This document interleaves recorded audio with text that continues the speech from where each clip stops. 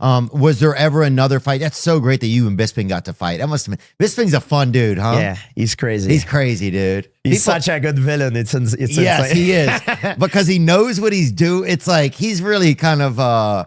He seems to be a guy that's enjoyed it along the way. Yeah, he's got a mouth that can decimate all his opponent. Yeah, that's a lot of fun. I was like, man, I'm not gonna get into a trash talk battle with this guy. He's an Englishman. We speak English perfectly. I'm like, my English suck. I'm like, what am I gonna do with this? I'm just not good at like insulting. But also knowing that that's not your strength, I think was one of your strengths. Knowing where to I don't know. You always really had kind of a precision, it seemed like, for the choices you made. Did you looked at it as a business? I've heard you talk about it before. You looked at it really as a business, and especially if it wasn't something that you even enjoyed on the fight nights. Were you able to pull any real joy out of it over time? Or was it all when you finally got done? Was it just like, oh, thank God? It was a release when I got done, but I had great moment, a great memory of it. It was a lot of fun when you win. When you win a fight, man, you look back at it and you're thinking like, man, everything is worth it. It was all worth it. But when you lose, man, oh God, it's a crazy downfall. That's what makes it barely lost. So hard. It's the risk. Bigger the risk, bigger the reward, right? Were you a perfectionist, do you think, then, kind of? Yeah. I was crazy. I was obsessed. Everything I did was always oriented to trying to make me the best fighter. Everything I did. It was the best fighter or the best person or the best best fighter. Best fighter. Okay. Person. I just I was not trying to being a character. I was like some guy that tried to be some sort of a character, like some good guy tried to be bad guy. You see that very often, or some bad guy sort of try to be nice in front of the camera, but when the camera doesn't roll, they become some douchebag. You see that a lot in when you meet celebrities. But I always try to be true to myself and focus on performance, because at the end of the day, I never had any personal beef with any of my opponent. He's a human being. And when I look across the octagon before a fight, I sort of feel like I look to myself in the mirror because that guy maybe did the similar sacrifice that I did. Oh. So if I disrespect him, it's sort of in a way, it's like I'm disrespecting myself. So for me, I was just extremely lucky. Even the guy was talking a lot of trash and stuff. I was lucky to have sort of that moment to shine and to that people were aware and I make money with it. And for me, after when it's finished, it's finished. It's not personal.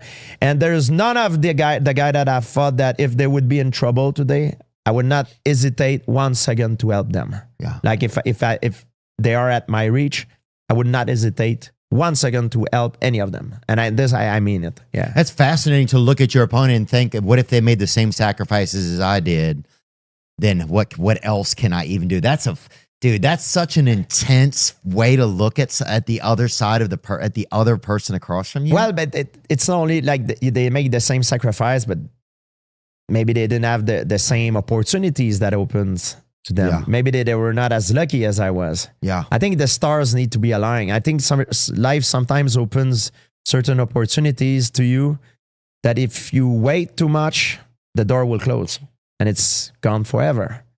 And yeah, I think it's some of that's true. I mean, you look at the Diaz brothers. I mean, if you look, Nick took a time off of fighting for years. Well, they made him quit though, didn't they make him? Yeah, he got suspended for marijuana. Mm-hmm. And he refused to pay the fine and couldn't fight for 5 years. Exactly. Yeah, that's what a waste. He was in his prime. I think he could have maybe be champion. Like when I retire, I was telling people, I was like, man, if he doesn't, he should push on the gas right now and go, man. That's his time. He should do it.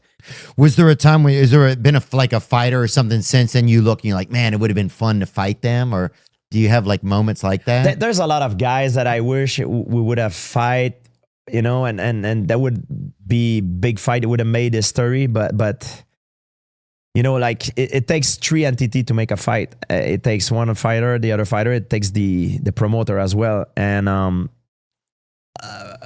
very often the promoter didn't reach our demands. You know what I mean? And everything needs to be aligned for the three entities.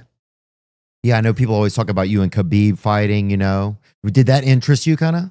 So it was the fight that I would have come back for at the time. Not now. Now time have passed. But after I retired, there was one fight I would have had to go. It would have been Khabib. And what was what excited you about that the most? I mean, obviously he was undefeated. So he's undefeated. He's got a perfect career. He's the competitor inside of me would have taken the fight, you know? Yeah. You know, and that's one of the fight I would have done it, you know, but it needed to be at the right time. And when it was time to do it, UFC didn't want to do it. Yeah. So they wait a few years after when we were both retired and the train was passed. Yeah. The moment was gone. And when Dana called me, I thought it was weird. I was like, are you like, is Khabib want to fight? He said, because he said no in all interviews. He said, no, he's down. I'm like, okay, let me think about it. I'll get back to you. And I thought it was weird. So I called his manager, Ali Abdelaziz, and Ali said, hey, man, the timing is not good. It's bullshit. It's not true. And after I've told the media what happened. And then I went, I don't do three people calls when I... And I thought it was hilarious, but because he's right. You know, he's not going to call a guy and say, hey, no, the other guy doesn't want... No, that's not business. He's a promoter. He's going to say, hey, this guy said this about you. Do you want to fight him? And you want to use the emotions of course. to make you tune in. And It's like playing your mom against your dad. It's like, hey, dad, mom said I can do this. And then you go to, hey, mom, dad said I can do this. Neither one of them said they could, but now you're outside playing. Exactly. It's all a game. It's all a freaking game. And it's a lot of pressure, I think, on Dana, probably. I bet it's a lot of pressure because not only is he the promoter, but he's also, you have to answer all the questions. And he's business. He's in control of a business. Yeah. It's not up to him. If someone sign a contract that suck, he's not gonna say, "Hey, you worth more money. You should have." You know what I mean? Man, he's a businessman. He's gonna take it and take advantage of you. So it's not because what I'm saying is it's not. Eden is a good guy. I've met him, and when you've met him, of course, met him many times. But I met him while I was competing. So when I was competing and Dana called me, before I hang up the phone, I was like, shit. Take a inhale. Try to think of what is the possible thing that he's going to ask me, because you need to be quick when he calls you. Yeah. You don't want to say waste something. his time. Or you just say, you don't answer, or you're always like, because this is a game. It's a chess game, man, with a fight game. Yeah. Everything you say, everything you do is going to have an outcome. So you're like, okay, what he's gonna say, this is it. Then you prepare. If you're ready, you take the call. If you're not ready, okay, I'm gonna prepare myself.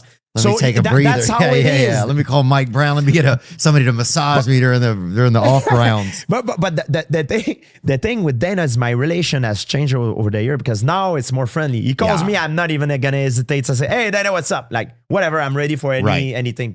But when I was fighting, it's normal to have that reaction, because he's the boss. And you know, whatever he's gonna ask you, whatever you say, right? It's gonna be the whole world gonna know. So you cannot retract what you said. Right. So when he calls you, when I was fighting, I was like, shit. Sometimes I saw a certain instance, I was like, man, I'm not taking the call right now, or I'm gonna call him back, think about what it could have a little strategy. Yeah. Yes. Yeah. Exactly. It's almost like when your boss says, "What are you up to this weekend?" Right? Now, if your boss, they want you to work at 4:30 on Saturday, right? And you do not want to. But if you tell them that nothing much, then you're halfway to working, right? Yeah. So yeah, it's interesting when you're the owner. It's also hard to be. I bet at times it's probably. Maybe I'm not putting words in his mouth or anything, but I bet it's tough for him to also be a person. Yeah. You know, and maybe it's easier after the fact, because running a business is totally different than being a human being sometimes. He takes a lot of heat sometimes, and he does a lot of stuff that he needs to do for the best of of the business of best of the UFC interests, and it's normal that he's running a business. And it's worked out because look at the UFC has created opportunities for so many guys. I had a lot of clash with Dana when I was. You did? Oh, I didn't even know that. No, we did add a lot of clashes when I was fighting because I attained a certain level of power that he couldn't control me as much. Some of the guys, he could say, "You do this." Oh yeah, yes, sir. Like me, it's like, no, it's not gonna work because I was making him a lot of profit, a lot of money. So when there's a lot of things that they asked me, and I said, hell no, I'm not doing because it's not for the best of my interest. Right. So same thing when you negotiate for a fight, my thing was like, if I'm negotiate for a big fight, why am I gonna do all the interviews, all the promotion if I don't touch a piece of the pie? Right. You know what I mean? So give me a piece of the pie, so it will encourage me to do more promotion. Yeah. Because if you don't touch any piece of the pie, if you don't have nothing, why am I gonna do this? I'm just gonna waste my time while I'm supposed to train and rest. I'm gonna do interview and your time has become more valuable because you're the champion. You know. Yeah, it's interesting when you get to a certain level how the negotiations kind of change. It has to. It's pretty fascinating. You have to be to look at it in that way. And were you able to get like pay-per-view points and stuff back then in your fights? Yeah, I'm very like. Oh, congratulations, man. Yeah, thank you. But the thing is, there's a lot of guys in the business that in this industry that are not well managed. You know, they don't ask for what they're worth, and they're kind of afraid or they don't take right decision. And it's not Dana's job to say, hey, I think you should ask for a raise or it's normal. It's not. He's not going to do that. He's the boss. He's on the other side of so the fight game, you're fighting for a contract. This should be your manager's fight. You have someone that look for the best of your interests. And that's one fight. And the other fight is in the octagon. Yeah. So... Well, it's fascinating. I think that a lot of that happens with art. When art or talent turns into business, there's this other element that comes on, And sometimes you have to trust your instincts, and sometimes they're right and sometimes they're wrong. But that's how you hone your instincts to be sharper too, is by using them, And yeah, I bet it's tricky probably for Dana because I bet there's a lot of guys that he super cares about, but he also has to run a business, So I can't imagine that's got to be. It's got to be tricky, And I think also you hear the nicest stuff. Like you'll hear like all the stuff he does from his employees or places that he tries to help out. During COVID, he didn't lay off nobody. It's amazing. Oh, I called him the other day asking him for some help with something. I know that so he's a great guy. I think he's also a great businesman. 100%. And so that's probably where it's tricky. He's a great guy. And fighters, guys that are listening to us now, when they're in the middle of a competition, like when they're competing, they might not have that relationship with Dana because Dana is on the other side. Right. So it's always like a fight relationship. But once they're gonna retire, they're gonna see a total different person, and same thing with the Fertitta brother. Like these guys, they're all great guys, and every time I meet them, it's hey, what's up, big hug. Dana, the Fertitta brother, all these guys. Yeah, we're all friends here. Everything we did, the clashes that we had, it was because we were fighting for the best of our interests, and it's normal. It's just business. And I think if you want to be successful, in especially as an athlete in mixed martial art, you need to build a team. Yeah, you can't do all that by yourself because you don't have all the credential to do all the jobs. You need to have lawyers. You need to find a team of people that you can trust and people that have competence. Because sometimes they hire people who trust, but they turn out to be incompetent.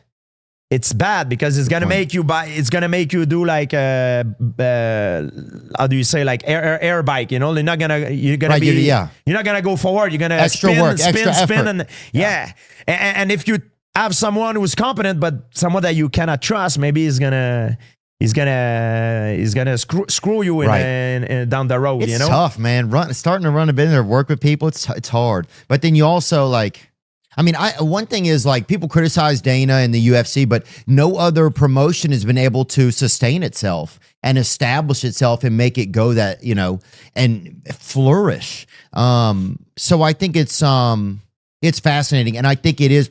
I think he'll be studied one day in the sense by business people. I mean, I can't even imagine.